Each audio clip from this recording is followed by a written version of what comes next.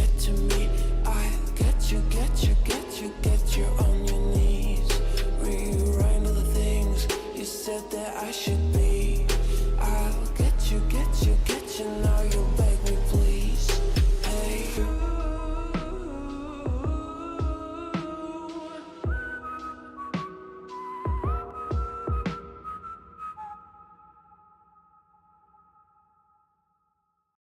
Disclaimer.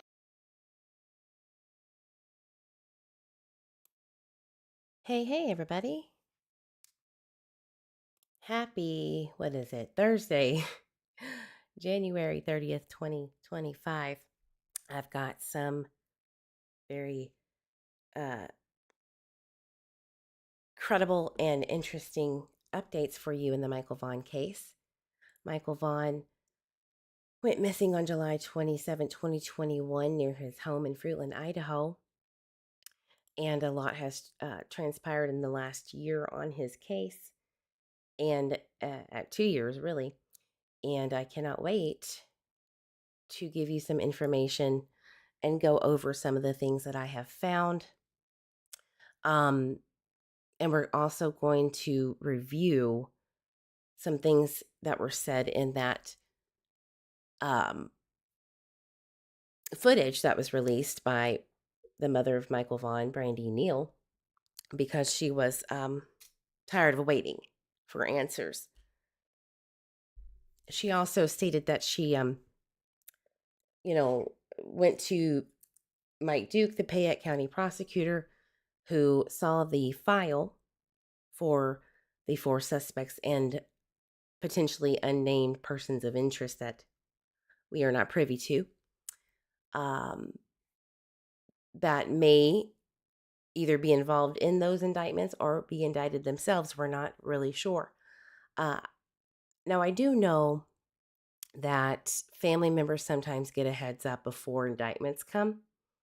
Typically, they don't say anything unless it's like right before they're arrested or right during or right after. So it was very odd to me that it was, um, it came out on January 24th of 2025, which was Friday. So, very interesting stuff. So noticing some of the things that I do, picking up on things, checking local documents, things like that that are public record, and trying to just see what's going on in the background. I found something. I found something very interesting, which may, I don't want to give too much away, but I will give you the gist of it because I don't want the specifics to be slaughtered, right? I want you guys to know that there is in fact movement in this case, and that it's coming from law enforcement. It's just not coming through media. They're not saying it. It's what they said to city authorities, right? That is as credible as it gets to me, right? So we're going to get into that. The first thing that I kind of want to go over before anything else is that there was rumor that Stacey Wonder was the one that called in, working with police, because JD Huff did come out and say, that they were regretful that the footage was out because it's part of the case file.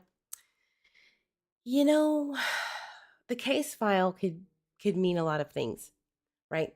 And I want to just break down what that means. I know that that's kind of goofy because you think a case file has all of the criminal investigation stuff, Eve, right?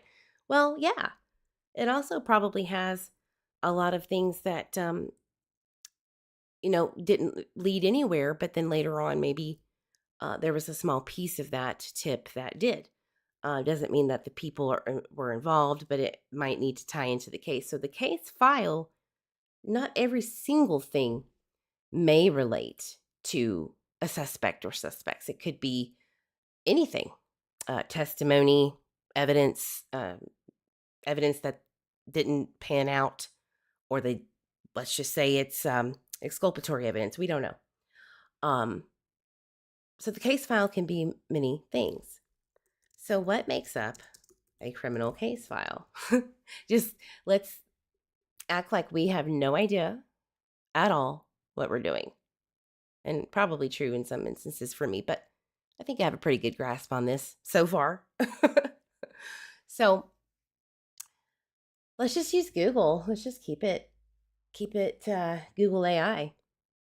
It hasn't done me wrong too much. Maybe a thing or two here and there, but documents in a criminal case file, charging documents, arrest records, court proceedings, bail and conditions, evidence, of course, jury selection, sentencing, stages of a criminal case, which we have only gotten to technically one arrest and then dismissal without prejudice, meaning they can recharge Sarah Wander for failure to report a death, which I'm going to reiterate to you that the arrest was for Stacy giving the tip that, there's probable cause that he was back there, as we saw in the footage. But what got her actually arrested was her saying, God told me who did it. And it's really funny to notice that they told Stacy after she was arrested that next day, oh, she told. She sung like a canary, right? But that's not really what she said. And then we're gonna watch that court footage of Sarah when she first was arraigned in court with, I believe it's not Jackson. I think it might be Brian Lee, but anywho, the judge. So we're gonna listen to her defense attorney, speak on her behalf where there's issues with the probable cause, and I have a feeling that the reason for that is because of her mental state.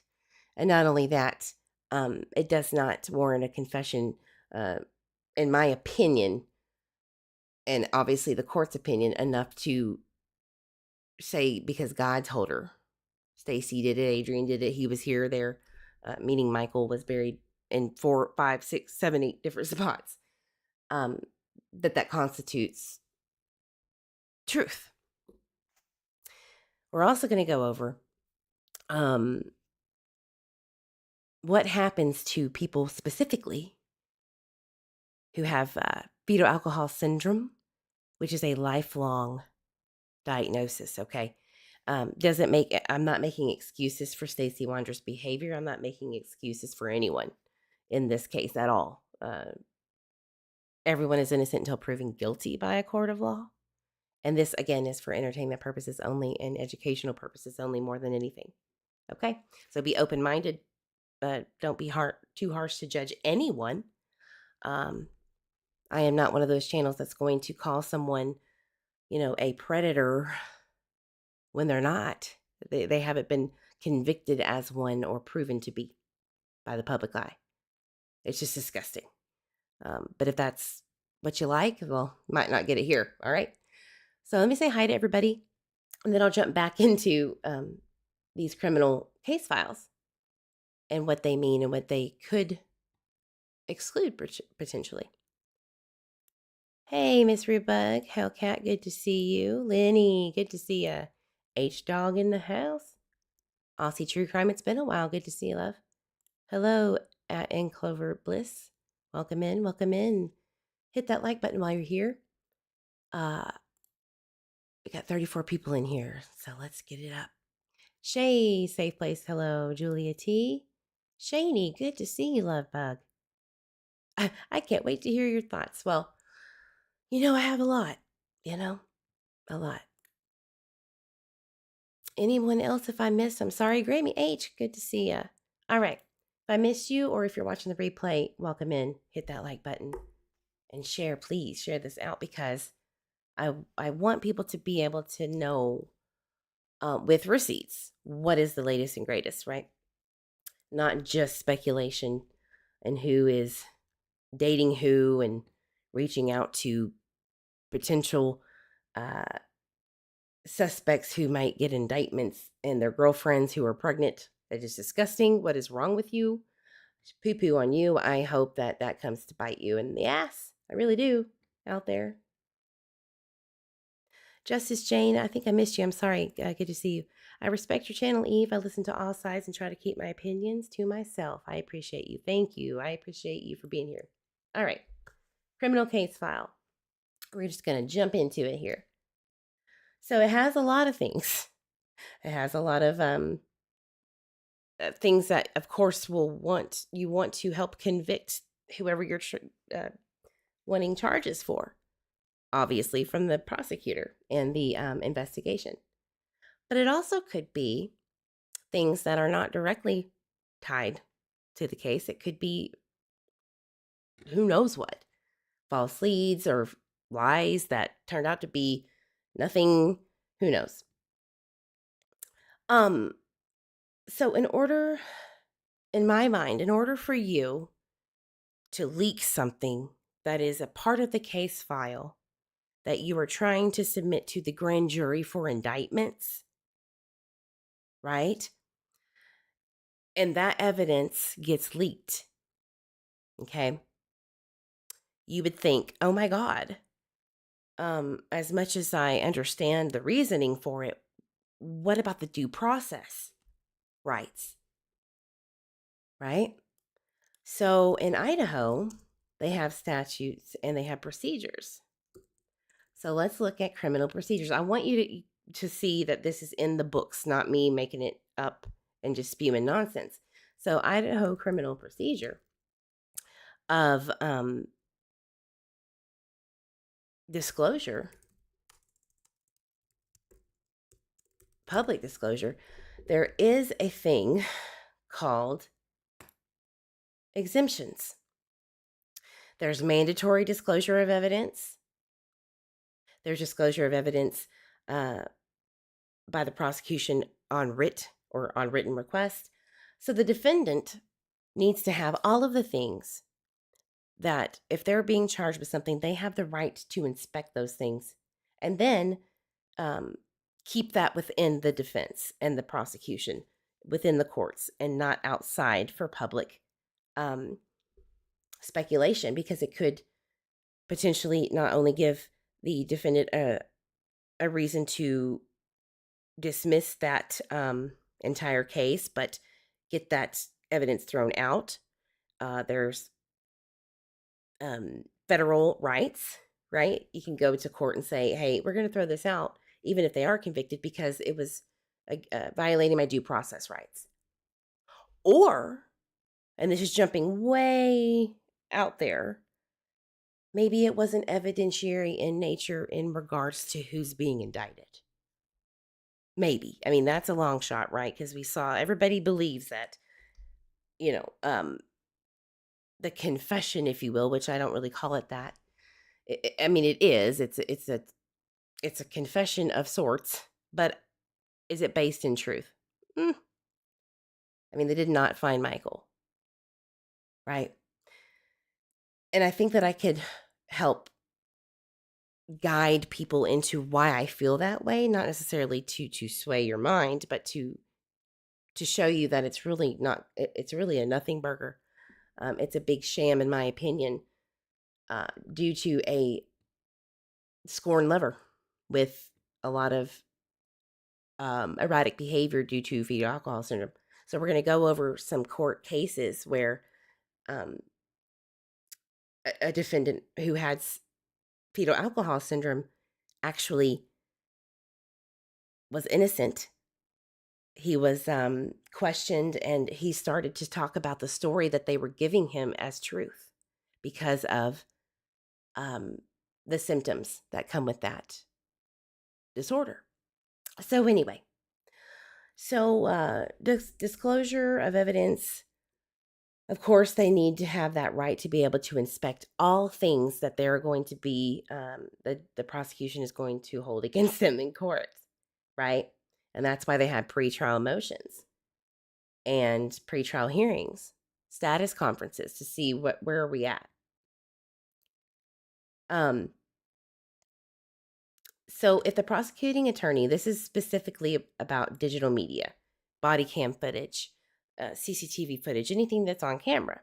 All right.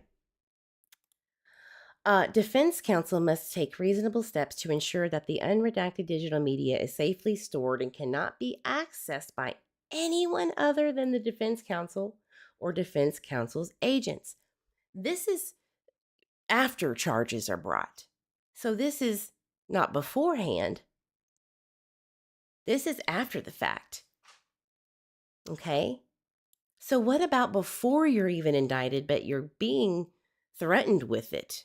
Let's say you're a suspect in a missing child's case and you're about to be allegedly indicted for something. It's exposed to the world. Every juror may have seen this out there, right? What do? What's the law? Well, there is one. All right. So, digital media recordings. On request, the prosecuting attorney must release to defendant digital media that may or may not contain protected information.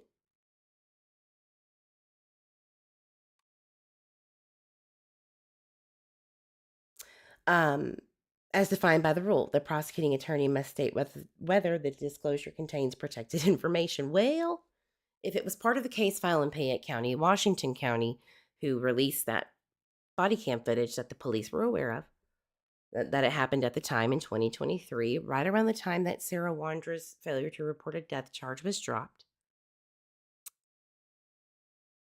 What does that mean for the case? What is it going to do? So the prosecuting attorney is supposed to make sure that those things are secured if it's part of the case file in regards to an indictment and evidence at trial.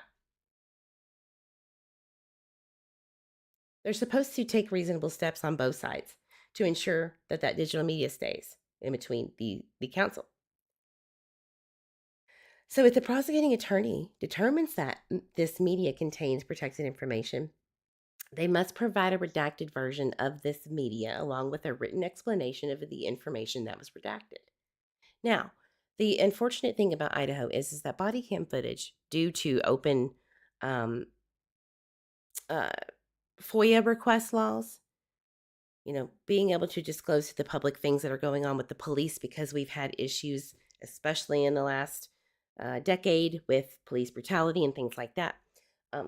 Typically, body cam footage is kind of the issue here.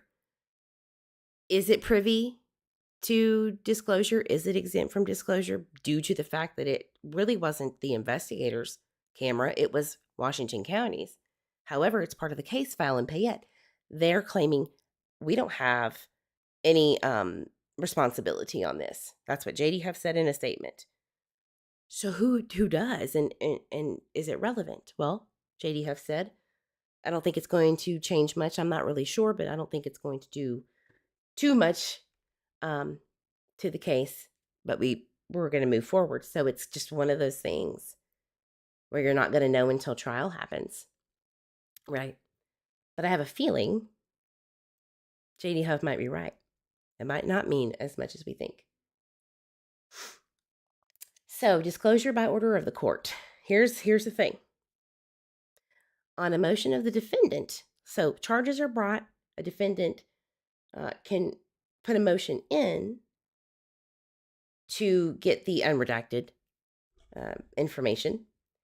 The court may request any person affected by the motion to vacate or modify it, the order, if compliance would be unreasonable or oppressive. Now that right there is interesting, because I have looked up cases in Idaho where things were put out there in the public by a victim who was upset about typically DV situations, criminal DV situations, and they put out things that they probably shouldn't have, and it was thrown out. That evidence was because that specific case went to trial, they couldn't use it. It was prejudicial bias, meaning they weren't sure that they were going to be able to get a fair shake at this, the defendant, and they couldn't use that video, but the audio was available. They didn't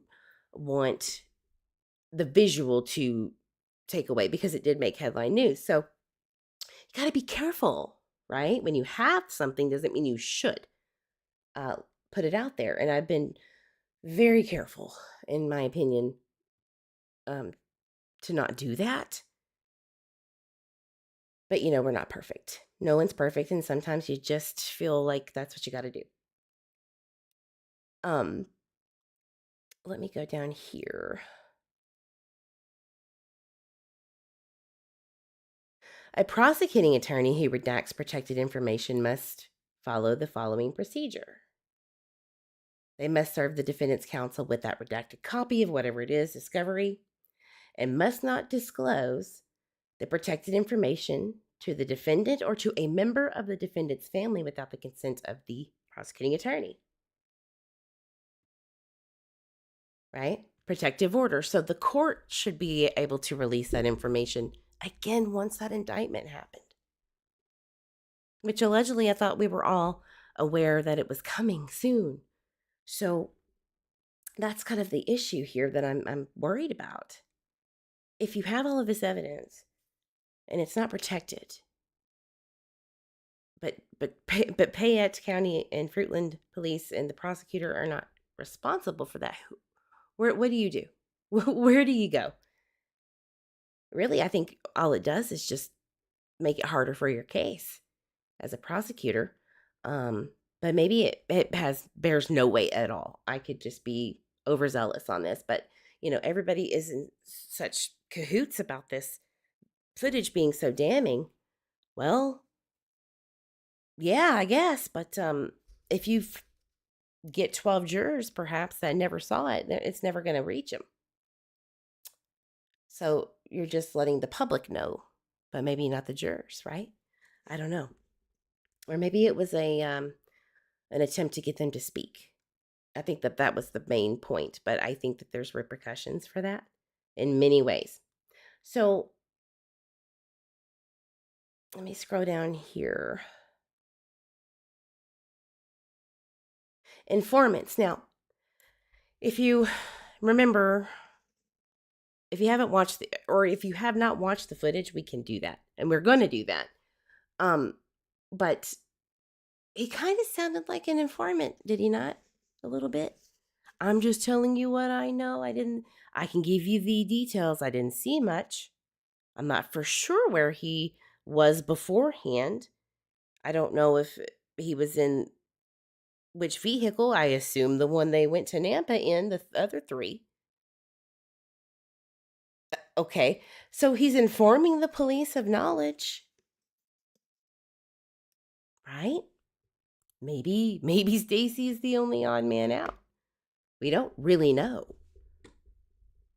So disclosure must not be required of an informant's identity unless the informant is to be produced as a witness at a hearing or trial, subject to any protective order. So because we're not at trial yet. Hell, there's no indictments yet. What about prior to it, during an investigation? This is a problem that Idaho has, a big one. They don't know how to follow, in my opinion, in many cases, they don't know how to follow disclosure law and what's exempt and what's not in FOIA.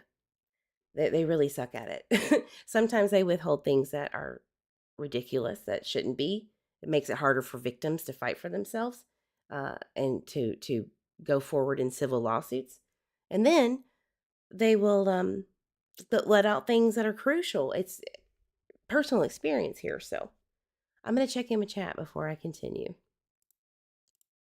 I'm long-winded today. I got to get through a lot in a short amount of time. So thank you for being patient. Hey, Chris, good to see you. I am getting over this cold. I had like a really bad cold, and I think I got the flu because they usually go in tandem with me. So my throat's just ridiculously sore. So I apologize. Julia T. Huff also said he wasn't going to talk about the case. Only Duke would. And Duke said to everyone, including myself, nothing is going to be talked about until charges come. Like, I ain't saying shit. That's basically what he said. You get nothing out of me, which is good. That's a good thing. Hey, J. Marie, good to see you, Jupiter Rising. I wonder if the wrong people would be arrested due to the pressure of solving this case and these people's own stupidity. You know, it's a great point, Jupiter, because in the Richard Allen case, I was almost convinced that they were trying to put him on trial, knowing it wouldn't go anywhere with the lack of evidence that I saw pre-trial. Uh, that they were trying to get to a third party culprit. Ironically, the defense couldn't use that. So that squashed my theory. But with the appeals process, I think that it might work. But with the Delphi case, they've always stated it was they felt the FBI specifically felt there was at least two culprits prior to even Richard Allen's arrest. So it's very interesting that he got convicted on a confession where he says, I think I did it. I did it. I did it. You know? And look at where we're at now. There is no evidence, in my opinion, that actually ties Richard Allen to doing um, what they're alleged for him to do. I think that there's other people involved that are setting him up potentially. Right? There is nothing. And the manipulation and lack of evidence is showing itself right now in real time. So I think that there's a similarity with your statement. Their stupidity of false confessing, even though it was more likely coerced and unethical. It's obviously unethical. The prison conditions, right? And we don't know what Richard Allen's actual mental health really is because it's been so fodder. So anyway, great point. I have having a press conference showing pics of 4 so-called suspects before they are warrants. Not normal, absolutely abnormal behavior. It typically means that they're trying to get people around them to start squeaking, to start talking. That's typically why. I have a feeling, and this is a very rare thing, so I could be totally wrong, but there have been cases where the suspects know exactly what they're getting themselves into or not really caring about the others and making a deal where they don't, in the future, maybe they get a very, very light sentence for what's going on currently in their cases, right? By working with other prosecutors or a federal prosecutor, happens all the time, where they give them information of what they are observing. Maybe people coming at them. Let's just say, for instance, Brandon Shurtleff is an informant, okay? Or multiple suspects that were named are informants of some kind to get to the others, right? And they know damn well that their faces are going on that billboard, right? And it's a rouge, it's a red herring to get to the real perpetrators. It has happened very rarely, though. I mean, but because this is a missing child case, the investigative tactics are going to be way different than, I don't know, just assault and battery, things like that to try to solve. It's a big difference, or just a murder. That's not high profile. So, like a drug murder gone wrong, that kind of thing. It does happen. Red herrings used by informants to get to the real perpetrators because they're not speaking. It happens. So, continuing duty to disclose. This was what I was trying to get at, and I'm sorry I'm long-winded today. Continuing duty to disclose. If after compliance with a request issued pursuant to this rule and prior to, or during trial, do you hear what I'm saying? A party discovers additional evidence or the evidence of an additional witness or witnesses, or decides to use that evidence or witnesses, the evidence is automatically subject to discovery and inspection under the prior request. Okay, cool. Basically, what that is saying is, um, if discovery is in compliance with witnesses and all that stuff, automatically it goes into discovery. However, the party must immediately notify the other party or that the party's attorney in the court of the existence of the evidence or the names of them, of the witnesses, in order to allow the other party to make an appropriate request for additional discovery or inspection. So you can't be blindsided by something, right? You have to know what's coming for you at trial or prior to trial. It didn't say because charges are brought, prior to trial.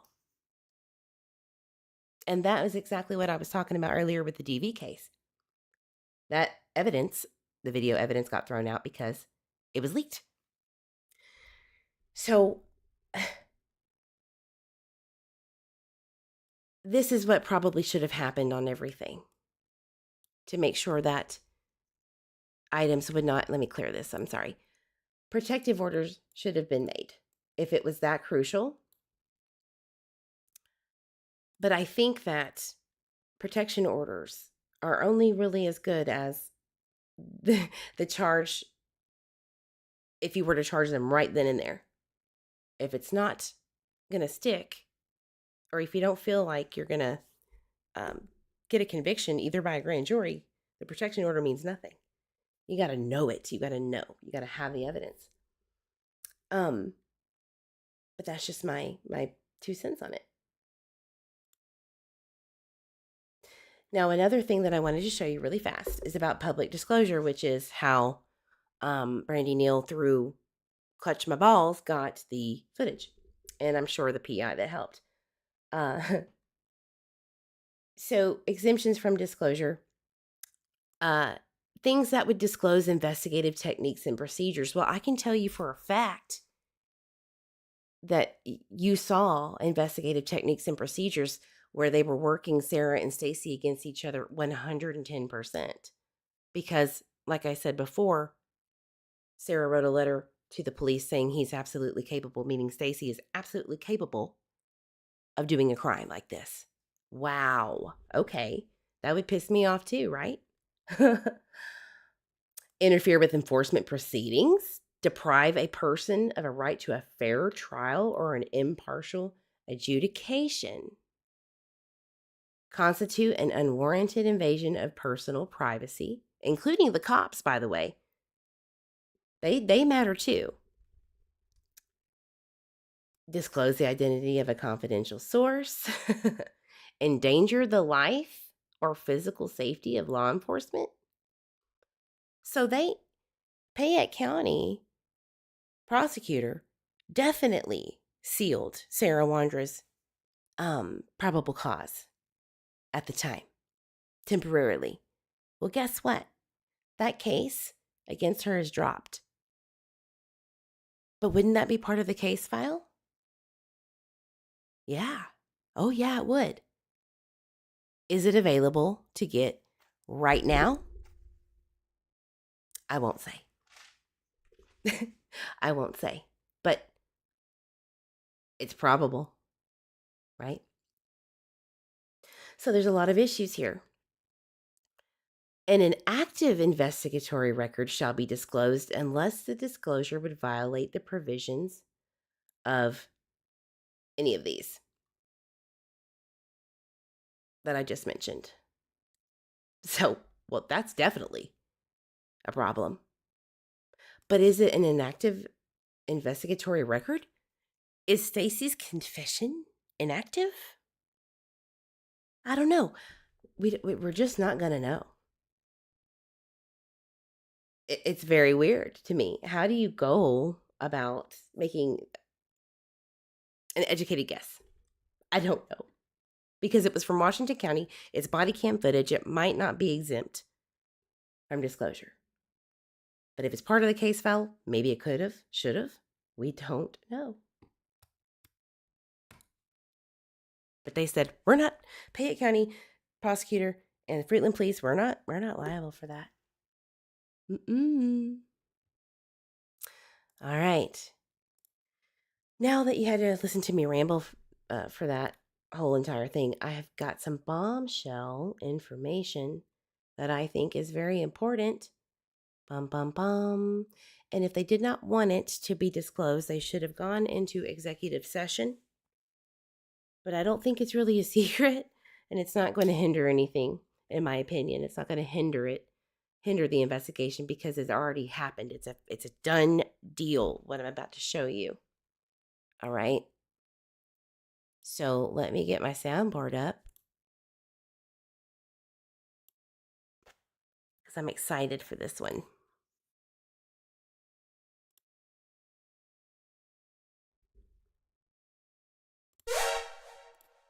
Wake up. It's important. Let's look and see what I found. It's not going to be a huge picture, but I found something while digging through the most recent and latest city government meetings. And when I looked at number 10 on the agenda item list, it said Chief Huff evidential purchase request action item. Wow. Do you know what kind of a bombshell that really is? First of all, they are working actively as they said they did. They were. What evidential purchase are you speaking on? Who is it involving? What is it about? Where is the money coming from? Where are you having to pull these resources for? What is this? Well, I thought long and hard about, putting it out there. Should I not? Well, I'm going to do it. If you could put a whole ass person out there, and their alleged confession that's part of a case file, I don't think that this is going to do any damage. And plus, it's the city government putting it out.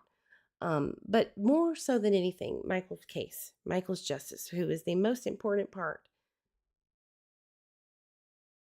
who is the most important person in this entire case.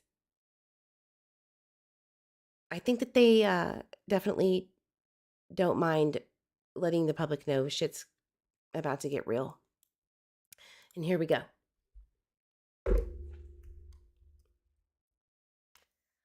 Chief F went to the city council, and they reviewed a request to purchase an item believed to have evidentiary value and required for forensic processing regarding the Michael Vaughan investigation.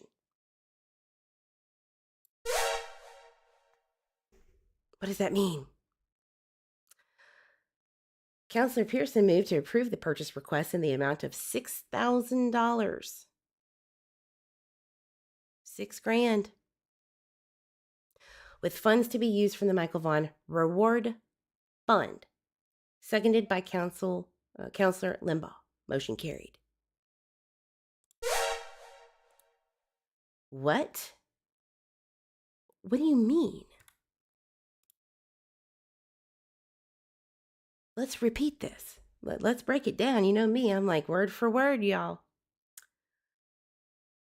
The request came from Police Chief Huff to purchase an item believed to have evidentiary value. Let's just stop right there and not read anymore. Okay? Let's just go there. You have to purchase something with $6,000 of evidentiary value. Well, what the hell does that mean? Where are you buying it from? Who has it? I don't know. I've never heard of anything like this in my life, where they had to purchase something to get DNA evidence. So I started thinking, okay, all right, let's go back to what we do know in the leaked footage, the probable cause affidavit, little leak of Sarah Wandra. What was said about, from Brandon shirtless. I just kept thinking and thinking and thinking. Well, I don't know how much storage unit costs, especially if you rack up fees, but okay, maybe a storage unit, because I think Brandon talked about that. And then Sarah allegedly took the mattresses from the bedroom into a storage unit. Y'all, people have storage units for not nefarious reasons. Some people do, though. How many times have we seen in cases where a storage unit is, in fact, holding all of the evidence, all of the damning evidence? We just don't know that for a fact what this $6,000 is going towards. Just speculating right now. A car, says Gma. Yeah. And Chris, you are brilliant. That's exactly what I was thinking earlier today. Can't a warrant get it if it's evidence? Right. Ding, ding, ding. If you have a warrant to get something and it's attainable, you just get the warrant. You don't need money. Or maybe it's a deal. Maybe there's a deal being made. I've never heard of that. It could happen. We don't know. Something who has sold? GMA, right? Who knows? I have never heard of that. Yeah. Maybe it's something that they already have. Maybe it's something they've already obtained. A vehicle, a trailer.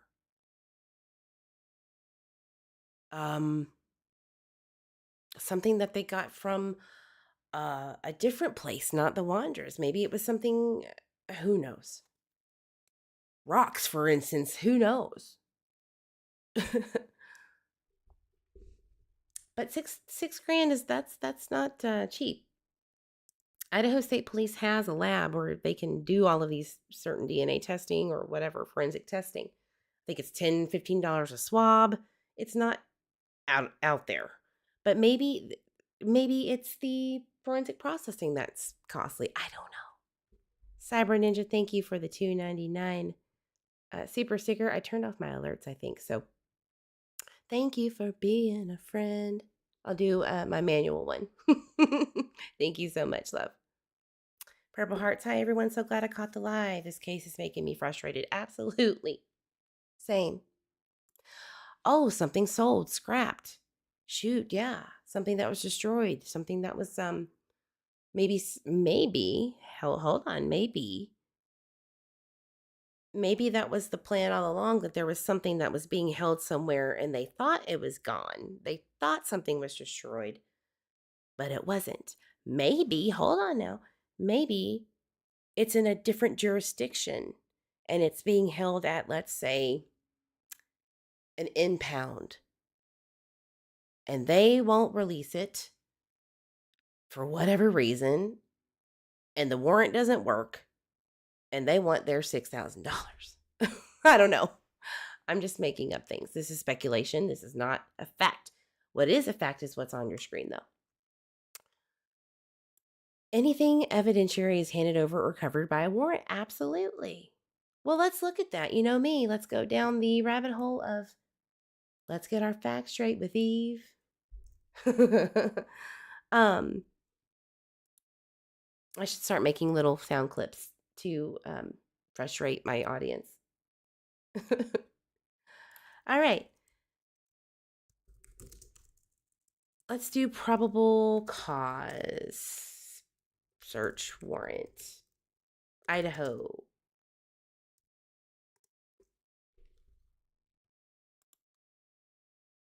In Idaho, a search warrant can only be issued if there's probable cause, which is supported by an affidavit. The affidavit must describe the person, place, or property to be searched. Where are you getting that from? Idaho courts. So we know what probable cause is. Reasonable determination that a crime or information needs to be retrieved. How is a search warrant issued? A law enforcement officer submits an affidavit for a search warrant. Let's go to Idaho Supreme Court. That's the best place to go. Okay. The finding of probable cause must be based on substantial evidence, which may be hearsay. Jesus Christ. In whole or in part, provided that there is a substantial basis considering the totality of the circumstances to believe probable cause exists for the warrant. Hey, cutie pie. The magistrate may rely on information provided in the form of an affidavit or sworn oral statement. Okay, do. Issuance of summons.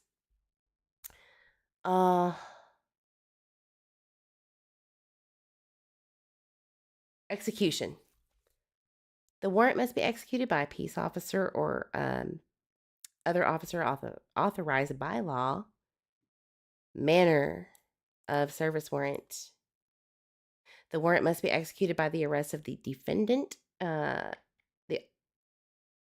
The officer need not have the warrant in possession, but the officer must show the warrant.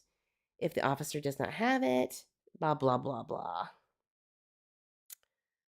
I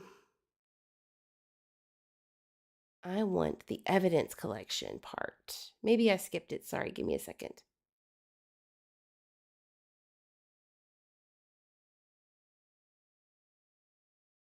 One sec.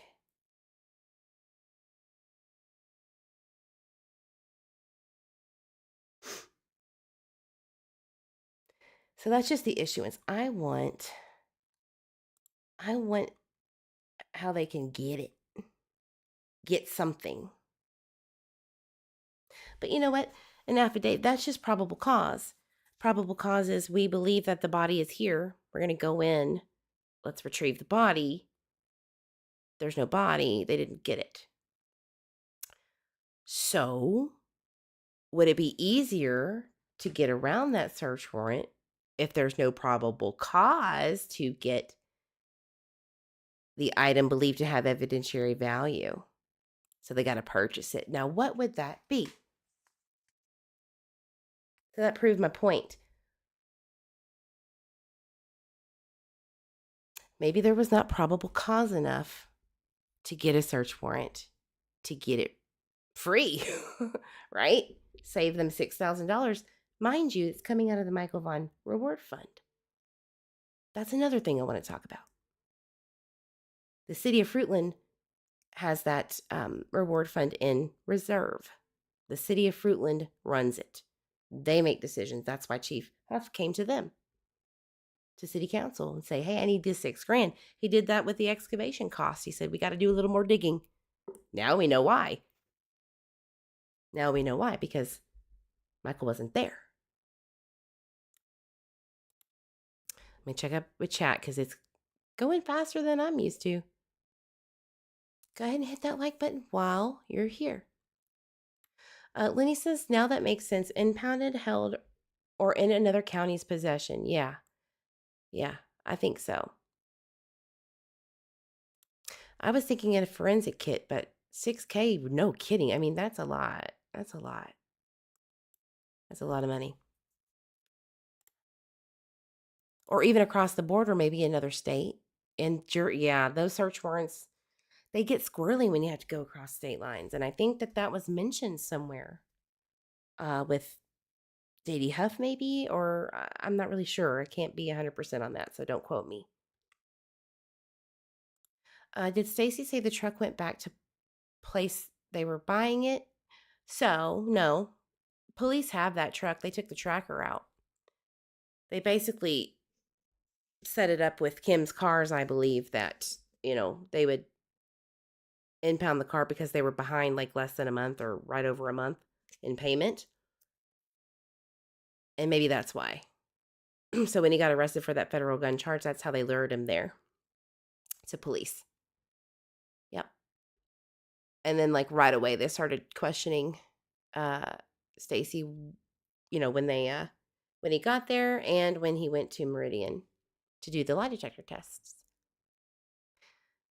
The missing PW lady is so uneducated, it's embarrassing. Girl. Best statement of the day. I agree. Because nobody cares about who's banging who. I know that. And you shouldn't. every time she says something crazy like that, I'm like, Oh my God! you know, not again. I could care less who's banging who. Nobody wants a baby. Stop it. Go to bed. So, maybe drain an area of water. Maybe. Maybe there's a land for $6,000 that needs to be purchased. I don't know how that works. Can you purchase land plots? I don't know. Like, if you don't pay taxes, can you pay the taxes off and then now it's yours? I don't know. Maybe a trailer, a car. We could guess all damn day about this. It's probably not going to come to fruition at all until something comes of it, if it does. But they're taking funds out of that reward fund, which is for the safe return of Michael. It's for the safe return and information on his return. I don't feel like they believe he's alive. Still knowing he was not in that backyard when they excavated it. Right? If they had the slightest bit of evidence against the four, they'd already be in jail awaiting charges related to Monkey. Yeah. So, yep, they approved it. He got his money, honey, and he is on it. JD Huff, we back you. We support you. We're here to help. And it feels like things are in motion as they should. It's like the universe is lining up perfectly right now. People are talking. Other suspects or persons of interest may or may not be charged as well, per Randy Neal. So we don't know, but things are moving. And I really wonder if it's going to be anything that we could ever imagine it to be. Maybe the walking man who everybody thinks is Brandon, which I see a beard, a whole ass beard, but that's just me. I don't think Brandon has a beard. You tell me what you think on that. This is an enhanced version of the walking man, by the way. They put out 2 pictures, and this is just the first one. The second one, walking man, ends up right here. All right.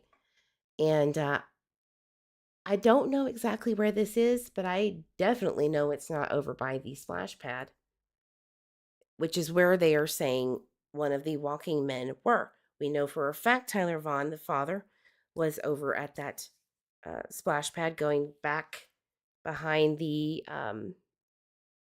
into the drainage ditch behind that splash pad, into the trees area, jumps the barrier. He's on camera. That's all squashed. We know that. But there was another one, they say, another one that they're not sure. He's not a suspect. Remember, he's not a suspect. He's not even a person of interest. They just want to know what happened. What did they see? Now, JDF has said that they have a pretty good idea of who it is. They said that in 2022 and 2023. But they never said who it was. So if you hear that it's Brandon Shurtleff, that's not a fact. It doesn't even matter if Brandon said it's me. And he didn't. He did not. People get the when he said, why did they put me on TV? Honey, that doesn't mean that it's him walking. He meant, why are you putting my face on a billboard for the whole world to see on the news? But people want to run with idiocracy. It's just, I don't think it looks like Brandon. It could be, though. It could be. It could be. I have a feeling this person might not be able to speak. Let's just say that I don't really know. To be honest with you, I don't know for a fact, but I have a feeling that this dude either can't speak, physically can't speak, or he knows damn well that they know, and it's a red herring. But if he's not a suspect or a person of interest, can't be Brandon because he's a suspect and a person that may have knowledge of the whereabouts of Michael. So how does that work? How does that work? The police can lie to you, to the public, to the world. So we're going to listen to now. Actually, hold on. I'm kind of all over the place. I do want people to know who are locals. This is a local thing. So if you are not a local, but you like to learn, stay. Stay no matter what. But if you find yourself in legal trouble, whatever the case may be, there are policies and procedures for your babies, for your kids. Now, Payette specifically has a Guardian Ad Litem order and group that helps facilitate anybody that has children who are displaced from the home going into either foster care or others' care, another caretaker. Thank God for these programs. I really wish that they had this everywhere as a standard, even more so than protection of people with disabilities. That needs to be on the list. But yeah, in 2023, this Guardian Ad Litem procedure came out from the Supreme Court, and it kind of gives you a rundown of how it works. It was adopted in 2021, but it really failed. It really didn't do a very good job. And then they revised it 2023, and then it became active in 2024. So what is that? It's to provide the court-appointed volunteer advocacy to neglected, abandoned, or homeless children who fall under these rules. And one of those is being displaced from the home because of criminal charges of the parents or criminal charges of caretakers in cases. So this is excellent. Payette County did get I think a $45,000 grant recently. I guess because criminal charges in the state of, or in the county of Payette are kind of going up and up and up with cases where they have children, parents have children. So they were granted that, I believe, late last year. So good. I mean, that's good. You want to advocate for those babies. They didn't deserve any of this. So whomever is getting indicted, they at least have this going on. I don't know. None of the 4 suspects have that, right? Yeah. Well, Brandon, he might, because he's got a baby on the way, allegedly. So, but, whatever. I'm just saying that it's a reality here. You have a grant administrator. So you have someone that is a lead on the case for the child or children. Great stuff. I'm really, really, really excited that Payette is on the ball here because it wasn't happening for them like in other counties. So they got a pretty big grant. I just wanted to let you know that out there. There's an application process, they review it. They let you know how that works. Okay? Good stuff. I believe Miss Devin over there in Idaho is the one that controls the Guardians, I think it's called. Let's look here.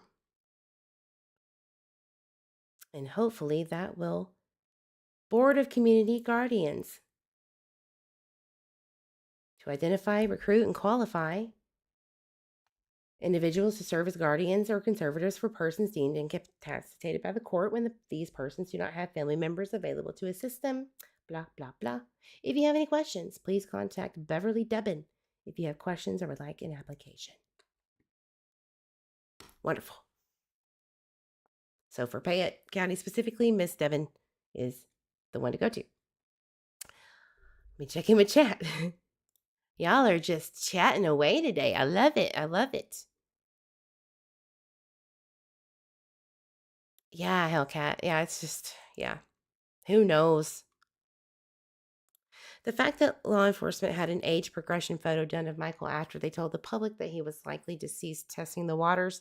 Yeah, that was something that I brought up that I got so much heat for. Uh, sometimes it's to poke at the perpetrator or perpetrators.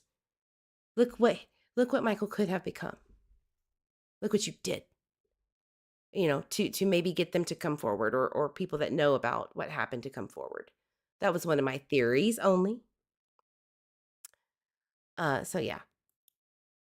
I told Brandon not to talk to anyone on social media and hire a lawyer. Right. That's that best advice ever. He can start serving some of these creators that are annihilating his character. Yeah. I think that's why he's been so silent, not because of maybe guilt. I mean, it could be, but I think it's under the advisement of his lawyer, which I know he has one. What if a third party claims to have physical evidence needing forensics critical to case and that party wants money? Absolutely. Yeah, but you know what? There's informant money that they could have gave where it didn't have to come out publicly. But maybe it did because it was from the Michael Vaughan Reward Fund, which is like, wow, that's supposed to be kept for um well, actually, if you think about it, a reward fund is an informant reward system. That's the entire purpose of a reward system, is to get you to talk, right? And we don't know the criteria specifically that the city has put in place for that. It kind of gets tricky, um, but maybe so. That's a good point. Maybe this informant wants cash, $6,000 on the table, right? Why is why is Brandy begging Brandon to talk to her before or on the February 2nd? What is the significance of that date? I also think the paperwork Brandy is talking about is not updated from new LE. We don't know. We don't know the tactics or the reasoning for the law enforcement tactics that are in play here, especially after watching the Stacey Winder footage. I mean, I agree. I don't think that it's what it's being portrayed as. Maybe it's maybe it's a red herring. I don't know. But I do know this. JD have said if it didn't come from me in this department, it ain't shit. And that's a fact. So, as much as I appreciate, and you should appreciate and hear everything that happens in this case, I mean, you can't definitively know it until it happens and it comes from law enforcement. It comes from the courts, right? So it's very hard to know what to do with that. And I think it's kind of reckless for a prosecutor to be like, let them know charges are coming. You better come on and speak. The time of talking is now. He could have done it himself, and he should, because that's what you do, big boy. Come out and speak for yourself, Mike Duke. Where are you? Does this mother have to do everything herself, like the whole time? She can't even get a little break? Damn. You men over there in Idaho need to get it together. Bruh. I meant that, and I will not take that back, because it's been wild. It's been wild. Some seem to have forgotten them hiding out for months in their behavior, attacks, and lies, not the behavior of an abducted child. Plus, she puts her remaining kids' pics on social media. Yeah, I mean, that's your opinion, and yeah, I'm with you on that, except for, look, we can't control what other people do with their kids, right? But I see you and I hear you, Ruby. I do. I would not put my child out there. Not my young child, no. To come from the reward fund, would they have to pay someone cause a lead to evidence proving where the child is? I mean, it would have to have, I don't know. That's a good question. For it to come from the reward fund, I think that it's just a investigative step. Maybe the funds can't come from anywhere else but that because there's no probable cause. Think about this. And you triggered my mind. So thank you so much, J. Marie. I think you've may have solved my question here. There's no probable cause to obtain a warrant to get this item of interest. That's very strange to me. Because if it had anything to do with the 4 suspects, I could see a judge writing that shit so quickly. But maybe it's not. Or maybe it's a deal with an informant. But if there's no probable cause, there's no search warrant or warrant to get this stuff. The only other explanation in my mind is a deal with someone and or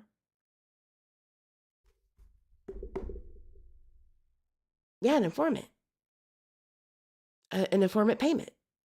That's the only 2 things I can think of. And yes, they do have those. Absolutely. And if they can't get it from who's going to pay that? If the price is $6,000. Okay, if the price is $6,000 for whatever this is, okay?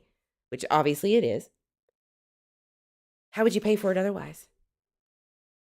I'm sure JD Huff isn't going to take it out of his own. Not to mention, to be honest with you, a lot of that money came from the family and meaning that it came through the, motorcycle fundraisers and all that stuff. So it's the community's money, right? And I think $10,000 was received by Mr. Buster over there in Cornwall. I could be wrong. That's not 100% fact, but if it is you, sir, God bless you. I'm pretty sure it is, which is amazing. So the community is investing in this. I think it's a good investment. I hope so, because my God, if nothing comes of this, I don't know what to do. But that's a great, very thought-provoking. Thank you, J. Marie. I really appreciate that. And Ellie, I'll know where Adrian and Brandon are. Yeah, Brandon has been pulled over 3, 4, 5 different times on some pretty serious stuff and doesn't even come back. It's like, I don't give a shit. Brandon does not give 2 shits about dealing with these tickets and these possession charges in these random counties in Idaho he's driving through. It's like nothing. They could have picked him up by now. Absolutely could have extradited his ass. No doubt about it. Why are they not doing that? Why are they not doing that? Is it because he knows he's potentially going to get a slap on the wrist at the end of all this because of what he's been through? I don't know. That could be. I don't know.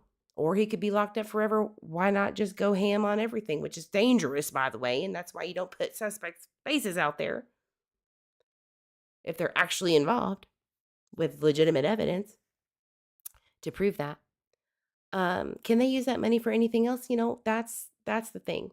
We don't know what the policy is on City of Fruitland and this reserve fund. I'm sure that could be FOIA'd. I'm sure it could. I guess I could try that. But I don't know. Yeah, I don't know the details of what the city is saying is okay or not, because they're the ones that make that choice and that policy. Purple Hearts, right? You have a son allegedly being abducted but putting your yeah. I hate to talk about it because I don't like going there, but I hear you. I hear you on that. The reward fund, let's just go straight to Michael Vaughan. Reward fund status. Obviously, it's active because they're using the money out of it. But let's just see what Google AI has to say. As of July 2022, the reward fund for information leading to the safe return. You can only be alive to be safe, honey. I'm just saying.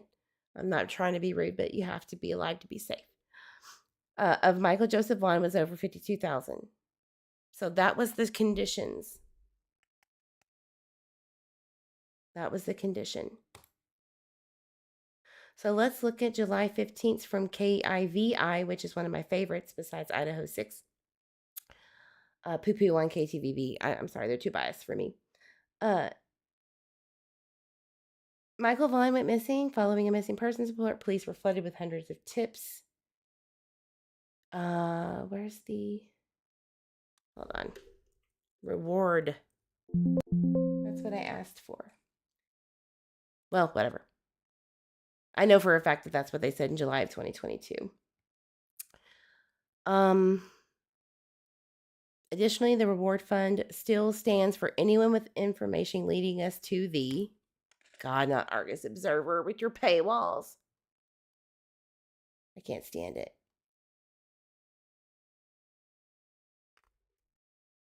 Like, it's... I hate this website. Fingers crossed, everyone.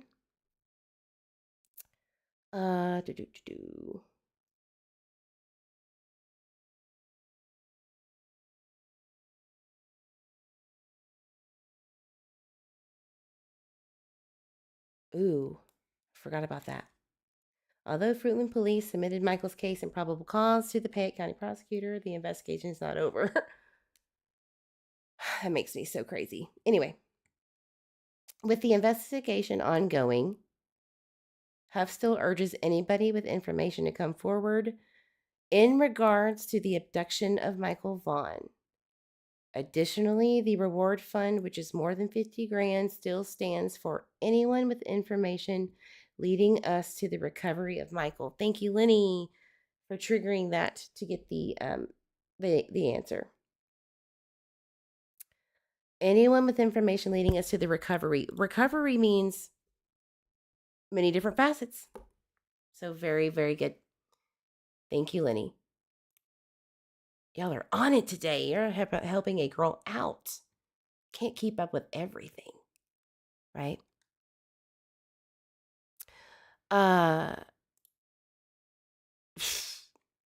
Well, PI related probably. I think Brandy has known from day one. Also, we really don't know for sure what was actually last seen. There's just, it could go so many different ways. No stone left unturned. Everything is on the table. Everything is on the table still.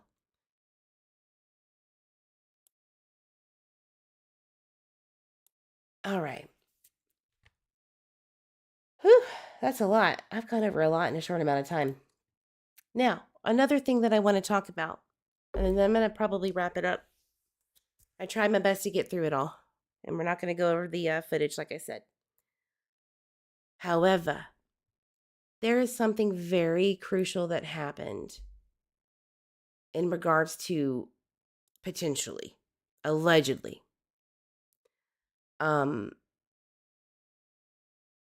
two people that I'm aware of back in July of 2021, very early on, that had charges of kidnapping a child, which is kidnapping in the second degree. Okay, I'm not going to put that information or their names out there, but believe me when I say they ain't out and about in the public, okay? Right now. They're not charged with anything in relation that I'm aware of, but they're not out and about, okay? And here's the scary part. Now, I do not know for a fact that they are related. Those charges were related to Michael Vaughan. All I know is that it's in the same county. It was 2 days after Michael's disappearance where these two individuals were charged with very interesting charges. And I'm going to break that part down. So let's just say person one and person two. All right, they both had the exact same charges on the exact same day. I'm trying to be as candid as I can because I don't want to overstep this. It's not good if I do. I really hope that this doesn't pull up. Great. Okay. Because I did not redact this. So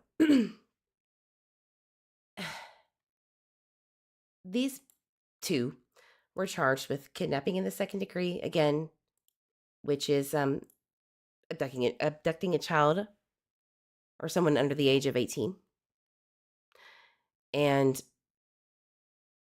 unlawful entry, criminal trespassing. The unlawful entry, specifically, one of the charges was when they were told to leave, they did. Cool. So it's one of those weird charges where you didn't stay when you were told to leave, so you're good. A lesser charge is, kind of like a misdemeanor, unlawful entry. But unlawful entry in Idaho has a multitude of meanings, because you could also criminal trespass or have unlawful entry on cultivated land where you didn't know it was protected necessarily, or it's farmland. Whoops, you stepped on it. You got a charge, Just depends on your intent on that land. So I thought that was very interesting that they had all of these charges, and then they slowly started to be dismissed throughout time, not all at once, throughout time. The kidnapping went away immediately. Well, not immediately. Let me rephrase that. Um, in the next month, in August of 2021, for both. This is, person 1 and 2. It happened at the exact same time for both. In August, that kidnapping charge, whoop, gone. In September, the unlawful entry, zoop, gone. So they started to dwindle down. And then in January of 2022, they were dismissed by the motion of the prosecutor. And I have a feeling that if, big if, because I don't know, if it was in relation to Michael's case, I believe that is when things started rolling, okay, into where we're at now with what little we know. But doing some research on these individuals, I want to let you know that in a previous live, I told you and showed you that the Treasure Valley Drug Task Force was created a Facebook page on August 10th or 12th of 2021, where they wanted tips in about drug activity in the area.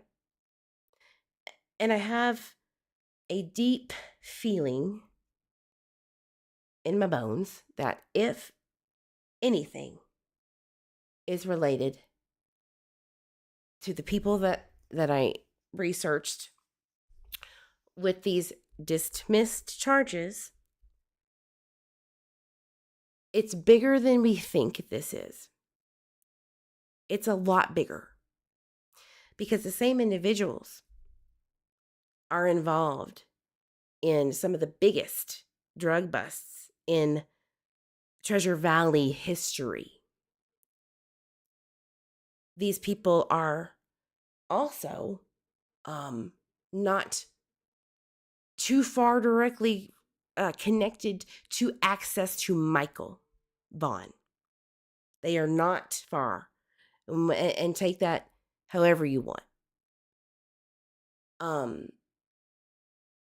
I believe that this is why it's complex. I think that this, perhaps, maybe, this is speculation, okay? Everybody's innocent until proven guilty by court of law. I just want you to know that don't be surprised, because you heard it from me first, if that's the case, right? And with these drug cases, when there's a lot of federal activity going on, which always more than likely takes precedence over these local charges because of the multiple defendants that are usually involved in these kind of, gang-related drug trafficking activity, I think that might be something in relation to or around those 4 suspects, if any, okay? And I think that putting that out there from the police is first of all dangerous, could get them hurt, but also could get them scrambling or retaliate. Okay? I think it's dangerous. And under if you were put out there for the whole world to see with a target on your back, and you just so happen to be related to the drug activity, maybe not directly, but indirectly, you're not going to say shit. You don't want your ass in the grass. You hear me? You're going to try to protect yourself and move to, let's say, South Dakota, North Dakota, Guam, Canada, somewhere. Because you're not going to want to get shot. You don't want to end up dead. And I think that might have been a lot of the issues in this case and delays. Maybe. Again, I don't know. Why I say this, all right? Not only did Mike Duke say this is a complex case and I have to charge it, which sounds like a big bust of some kind that's beyond their pay grade, right? But the connections are just too close to home. They're too close. And that's where I'm going to leave that, because I don't want the speculation to get too rampant. That is my opinion only. Take it with a grain of salt or whatever you want to do, but just be responsible with it, please.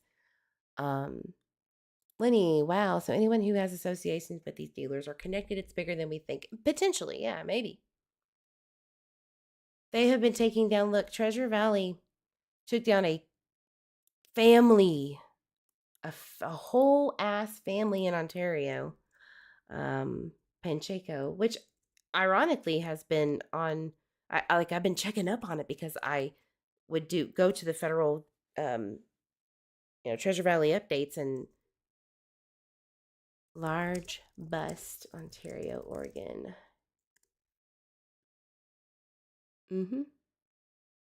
Sweeping federal drug enforcement action. But let me find the one from Department of Justice. Here we go. And I don't even like talking about them with their name, so I'm not going to say it because I did not harm myself. I want to stay alive. I did not harm myself. Because these cartels are no joke, dude. I don't fuck with them. Right? Like, I'm too close to the border to be starting drama. But yeah, these people, like the whole family, an 81-year-old and his wife, 70-year-old Maria Zaveda, were in Ontario, Oregon, and their kids and cousins and nieces and nephews were all in it together, selling lots of drugs. I mean, what was it? 500 pounds of methamphetamines? The undercover officer sold 5 pounds of methamphetamine. Oh my God. And they sold an undercover officer 20 pounds of it in Nampa at a store parking lot. This is what's going on in y'all cities. Oh my God. And look at how crazy this is. On May 12th, 2023, they drove from Ontario to LA. LA. Where Adrian resides, stays at a lot. Where he came from. So they picked up a large load of, you know what? And on their way home, they stopped by law enforcement, where it discovered that they were transporting 4 family members, including a minor child. A dog, which was trained to detect the odor of illegal drugs, alerted on the vehicle when they found 21 pounds of meth in the floorboards with a child in the fucking car. I mean, come on. Jesus. And there's bigger ones than this. I mean, I think there was 17 arrested or something like that. But this has been going on specifically from late 2021 all the way to now. It just keeps getting worse and worse and worse.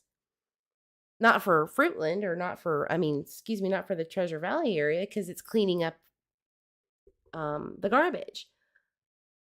But they keep coming right back. That's the problem. They keep coming right back.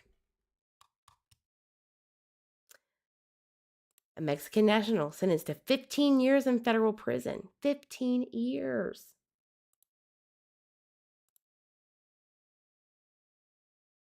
He was like the big boss honcho man. He was the one. You know what I mean? So, yeah, it's happening. Things are, the timing of it all, with the task force being, Facebook being put up in August of 2021. These persons were people around them, at least, were involved in some of these, and then again related to being very close to having access to that boy. And I'll leave it there. So I think that we need to stop poking the bear on people. If you have an ounce of integrity out there, clutch your balls, the lab rat, purple poop, and anybody else. A&W Crimes Revisited. Like, stop.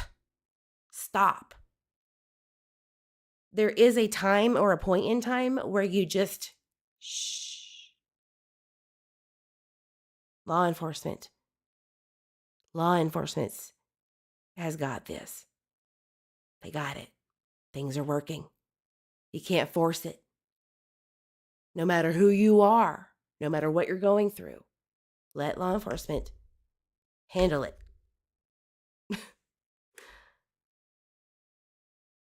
Because you might be putting someone and Michael's justice in danger. Okay? That's what I'll say. See, I could have put their names out of who I'm talking about. I could have put everything that I know about how to connect it back to that 9/11 Southwest 9th. But I won't do it. Because I do care about Michael's justice. You should too. And getting people who are credible, people who have great, years and years of experience on who's a deviant or a predator, like Hidden True Crime with Laura and her husband, which was, in my opinion, an egregious, absolute garbage review, because it didn't give us anything about why he thinks these things. Just that the lack of what he does know. This is a true confession. Like, okay. All right, sir. I would be careful. I would be careful to let all of this manipulation and outrage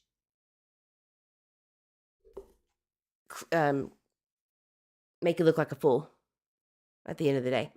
You don't know everything. Just because it looks a certain way on this platform doesn't mean it is. I can promise you it's not what you think. It's not what you think with these 4 suspects. It's not exactly what you think and what's been put out there. I promise. All right, guys, I'm going to get off of here. It's been an hour and 30 minutes. Thank you so much for being here with me. I'll try to be back as soon as I can to go over some more additional things. And if there's any updates, of course, you know me, I will update you. Much love, much love. Have a great evening. Justice for Michael Vaughan. Bye-bye.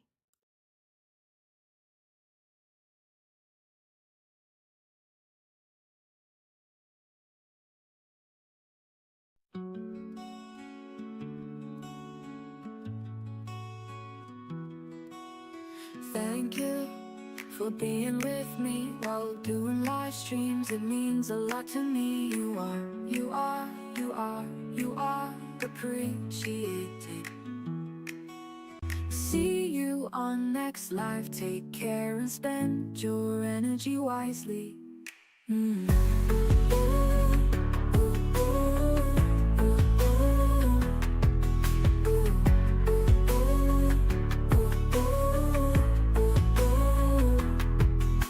See you on next live. Take care and spend your energy wisely.